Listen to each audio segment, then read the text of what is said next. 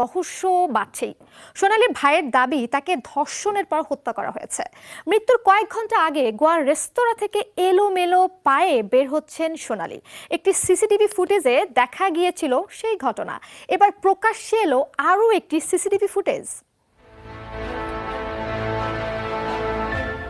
22 August Goa সফরে গিয়ে আচমকাই মৃত্যুবরণ করেন সোনালী ফোগাট। বিষয়টি অস্বাভাবিক মনে হলে ভাই রিঙ্কু দাবি করেন সোনালীকে তার দুই সহকর্মী খুন করেছে। গ্রেফতারও হন তারা। এরই মধ্যে গোয়ার একটি রেস্তোরাঁর সিসিটিভি ফুটেজ পুলিশের হাতে পৌঁছায়। সেই ফুটেজ বিশ্লেষণ করে পুলিশরা জানায় এই মৃত্যু মোটেও স্বাভাবিক নয়।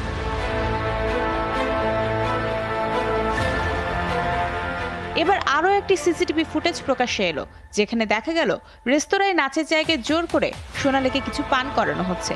পানীয়টি খাওয়াচ্ছেন তার সহকারী সুধীর সাংওয়ান।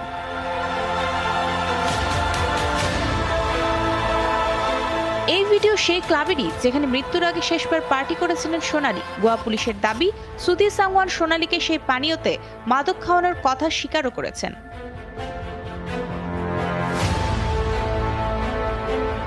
এই ঘটনার আরও একটি ভিডিও ক্লিপেও সুধীর সাংওয়ানকে দেখা গিয়েছিল। সোনালী তার কাঁধে ভর দিয়েই ক্লাব কার্ডিস থেকে বেরিয়ে আসছিলেন। সেখানে ছিলেন আরেক সহকারী সুখবিন্দর।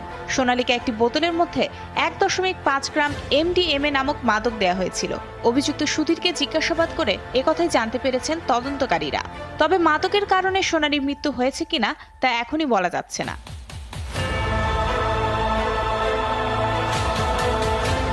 এই ঘটনার সঙ্গে জড়িত মাদক মামলায় ক্লাব কার্লিসের মালিক ও একজন মাদক ব্যবসায়ীকেও গ্রেফতার করা হয়েছে। সোনালীর ভাই রিঙ্কু বলছেন, দীর্ঘদিন ধরে সুধীর সোনালীকে মাদক খাওয়াতেন।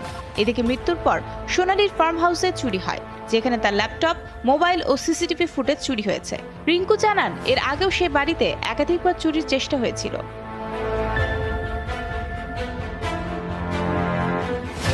এদিকে তদন্তে জানা গেছে, সন্দেহজনক সে পানীয় পান করার পরই অসুস্থ বোধ করতে থাকেন সোনালী। তাকে হোটেলে নিয়ে আসা হয়।